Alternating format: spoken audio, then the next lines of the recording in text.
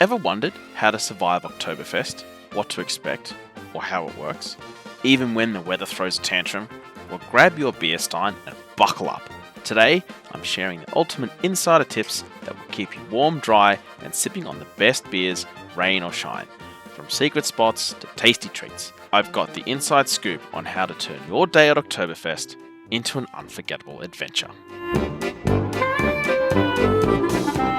For those of you that don't know, here's the quick lowdown on the whole deal. Oktoberfest is the ultimate Bavarian beer bash in Munich, running for 2 weeks and ending on the first Sunday of October every year. It kicked off way back in 1810 to celebrate the marriage of Prince Louis and Princess Theresa.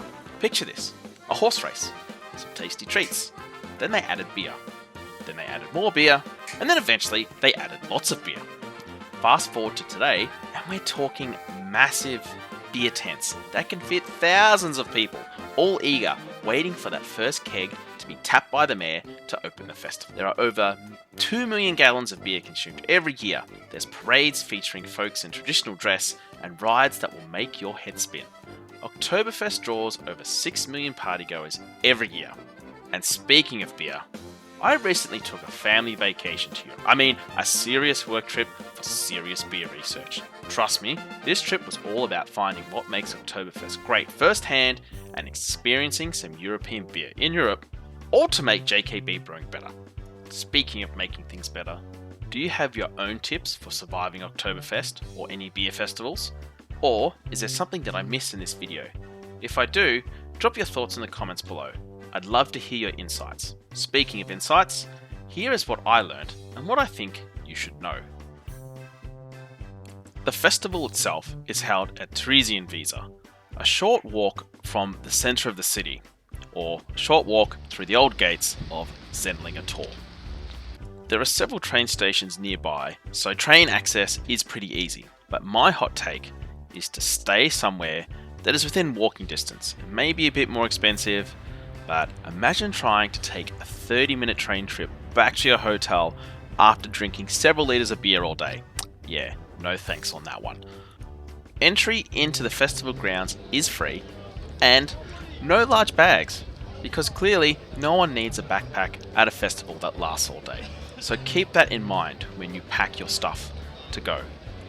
When you get inside, there are grids of streets all lined with rides, food stalls, souvenir shops, beer tents, wheat beer gardens, and the lot. And trust me on this one, if you can't find food or beer, you are deliberately trying to not find it. You don't. Haha, no, just kidding. You definitely need to pay, including for beer steins. Yes, you can't just pinch those. There are signs up quite often saying, don't take the beer steins. If you want them, ask the server. And there's also some pretty serious looking German security guards to make sure you don't pinch those either. But when you do actually want to pay, cashola is the king. You will definitely need cash. Don't do what I did. I underestimated how much cash you would actually need. So if you're in a beer hall or sitting outside the beer hall, or for pretty much any sit-down service anywhere, you are pretty much going to need cash. The servers will not accept card. The stalls outside do generally accept cards, so if you're buying food, for example, from one of the food stalls outside, there are also ATMs as well. But the rule of thumb, bring some cash. And if you think you have enough, probably bring more. And how much cash do you need? Well, at least this year in 2024, a litre of fest beer was about 15 or 16 euros. A sausage would cost about maybe 12, 15 euros. And if you wanted to get something like half a roast chicken, half a pork knuckle, or a schnitzel or something like that, that was about 25 to 30 euros. And I actually found that beer was quite expensive. So at the festival, half a litre of wheat beer would be about 7, 8 euros, whereas at a restaurant around Munich, that was probably only about 5 euros. So once you have your cash, you're going to want to buy beer. I mean, let's face it, that's the entire reason that this festival even exists in the first place. So there are 6 breweries that pour their beer at Oktoberfest, and each beer hall or tent or little beer garden is associated with a particular brewery.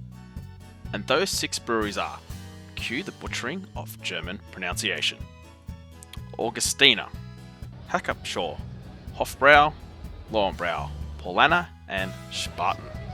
So when you go to order a beer, you can only get beer from the brewery that is associated with the beer hall or the beer garden that you are in. Inside the big beer halls, it's only 1 litre steins of the Fest beer that you can get. In the outdoor beer and wheat beer gardens, you can get the Fest beer associated, as well as the wheat beers that those breweries also produce, which in most cases was a pale and a dark wheat beer. And there's not just beer available, so in most places you can also get like a Coke, or I think some even had cider or a sparkling wine. And of course there was this quaint little wine tent for those who come to Oktoberfest to drink the wine. So during my time there, I started with the Hackupshaw Fest beer, had a couple of other Fest beers on the first day, before eventually ending up drinking mainly wheat beer on the last day I was there. And if you are interested in what I did think of those beers and what they tasted like, stick around to the end where I will let you know what my tasting notes are. So the beer halls are loads of fun. It's all about festing, lots of beer, lots of music. Now, one thing, it is hard to get a seat in there. So my advice would be to get there when the festival grounds open first thing in the morning and go straight to the beer hall to get a seat. So there are some seats that are reserved, and then there's a bunch that are open to the public. And of course, those ones that are open to the public go pretty quickly. So you can book ahead. Now, we did look at booking while we were there, and it was going to cost us €1,000 to book a table, so we didn't do it. So I would definitely look at booking a table well in advance of actually going on your trip to get there. One thing that didn't help on my trip to Oktoberfest was that it was basically raining the whole time, so indoor seating was at a premium. One thing that did help though, with me and the group I was with get a seat, was the fact that the Hofbrau tent had standing tables, and so it was a lot easier to kind of just sneak on to a standing table than to a table that someone's sitting on, and they seem to be a lot more accommodating for us to do that. So that is maybe one trick to look out for. See if you can find a beer hall with a standing table if you are struggling to find a seat.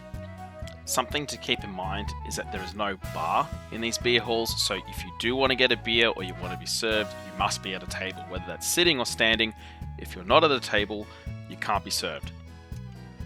I have also mentioned the wheat beer gardens, so there are little wheat beer gardens scattered throughout, so these are a lot smaller and are outdoors, but they do offer more variety in the beers. So if you don't want just Fest beer, you want to have some wheat beer as well, which I love wheat beer. They were also like a quiet little getaway, so if you didn't want to just, be in the full-on experience of the beer hall all the time, you could just go to an outdoor little wheat beer garden, a lot quieter, sit down and just relax and have a few beers without it being full-on. Shithouse. About 10 degrees and drizzling wet rain the entire time. Now, I've been told this is uncharacteristically cold and wet for this time of year. Having said that though, the festival doesn't really cater for the rain. All the outdoor seating is basically in the open air, so if it rains, the seats are going to get drenched. So keep that in mind if you go. If it's going to rain, take some appropriate wet weather gear. I did stumble across one wheat beer garden, however, that did have undercover seating protected from the rain and was relatively quiet. It was probably one of the best kept secrets during my time there and was a great place to find a seat when it was raining. A lot. Roast pork, German meatloaf, roast chicken, pork knuckle, potato salad, cabbage salad, spatzel, half-meter bratwurst, chips, curly fries, fish burgers, pretzels, coated nuts, chimney cakes, and a whole load of other things that I have not mentioned here. A tip from me is to make sure you eat enough, particularly before you get too many steins into the beer. If it's cold and you go from a really warm beer hall outside into the freezing cold, it will hit you like a ton of bricks. So make sure you eat up when you drink up. And where can you get food? Well, you can get it inside or just around the outside of the beer halls at table service, or there are many little stalls outside serving all variety and manner of food. It's actually really family friendly despite being a beer festival. So, as I mentioned, lots of food, lots of things for the kids to drink. Though I did see some couple giving their like 3-year-old kid beer, I don't know, some tradition or something.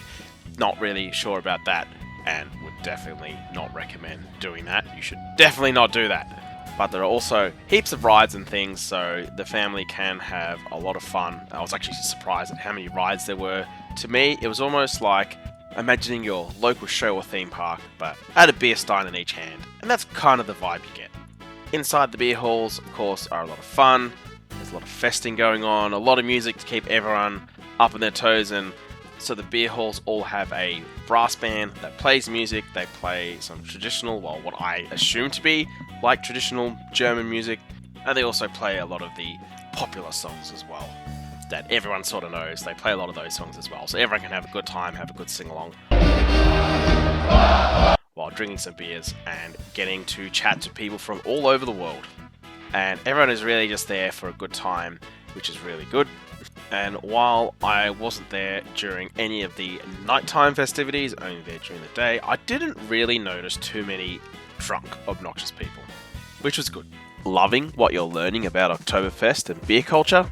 Well, don't miss out on more tips, brewing secrets, and craft beer adventures. Hit that subscribe button so that you never miss a sip of the action. Drop a like as your beer sacrifice to the algorithm, and leave a comment with your Oktoberfest must-knows. I want to hear from you. Also, want to experience our unique craft beers in person? Or head over to our website to check out our beers and find out where you can get them on tap when you're in my part of the world. Don't just watch, join the craft beer journey with us today. Link in the description below. Now, the moment you've all been waiting for. What does the beer actually taste like? I tried a few of the beers on offer, and here's my honest take. So starting with the fest beers. Let's start with Hackupshaw. So this beer is golden straw and is quite light and refreshing and perfect for a marathon beer session. It has a mild bread aroma and some subtle sweetness, making it quite easy drinking. The finish is slightly savoury with just a hint of bitterness. This is the kind of beer that is absolutely made for drinking in litres. It's quite a mild all-round beer and perfect for the Oktoberfest atmosphere. Next is the Hofbrauerfest beer. So this beer is a deeper gold in colour, and it had a slightly sulphurous and savoury bread-like aroma, and on the palate it had some mild savoury bread flavour and a slight and mild bitterness on the finish with a bit of a savoury bread note on the end as well. This was more savoury than the Hackupshaw, whereas the Hackupshaw was a little bit more sweeter. The third and final fest beer that I had was the Lowenbrau Fest beer. So this one is light gold in colour and has a light savoury bread aroma. That flavour follows through onto the palate along with a slight sweetness and what I perceived as a touch of saltiness. The finish is also moderately bitter, making this one the most assertive of the three fest beers that I had, just due to the little bit more bitterness and the strongest taste of the three as well, and the strongest finish. So if you want something a little bit more assertive and punchier, then probably the Lowenbrau is for you. My favourite of the three fest beers I had was the Hackupshaw. The slightly more sweet character of that beer just made it much easier to drink in higher volumes. So next we have some of the wheat beers that I had. Now these were absolute godsends. I found them a great palate cleanser from all the fest beer. Up first for the wheat beers is the Paulaner Weiss beer. So this is a cloudy, deep gold beer that had a fruity and bready aroma.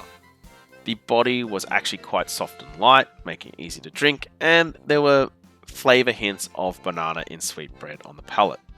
The finish was surprisingly bitter for a wheat beer, and the finish did actually not linger very long at all. So as soon as you're done drinking the beer, the finish practically just ends abruptly, but there was a little bit of lingering fruitiness and a bit of savouriness in the end of that beer. Up next was the Hofbrau Dunkelweiss, which I consumed while absolutely getting drenched in the wet. That was quite fun. Not really, but at least I had a beer, so it could have been worse. So this is a rooty, cloudy brown beer that has aromas of dark fruit and banana that really pull you in. The flavour is of sweet caramel bread and dark fruit, and the finish is slightly bitter and that caramel sweetness sticks around. If you like your wheat beer a bit more complex with rich sweet flavours, then this is definitely one to try. Finally, we have the Paulaner Dunkelweiss, which is a cloudy brown beer with a tight fluffy head. It's got dark fruit and caramel on the nose, and the mouthfeel is quite soft and smooth, with some light dark fruit and burnt caramel flavours. The finish is subtly sweet, with some lingering bready and caramel notes that make it quite a comforting, easy drinking dark wheat beer.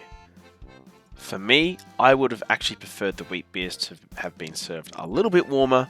They were served very cold, and with the cold weather, they kind of stayed that way. If they had warmed up slightly, I think the yeast character and those classic wheat beer flavours would have been more pronounced, making the beers taste even better. The cold temperatures really subdued some of the aroma and flavour, in my opinion. My favourite of the 3 wheat beers was the Hofbrau Dunkelweiss. At least to me, from what I can remember, it had the strongest flavour of the 3 and was the most sort of complex and rich.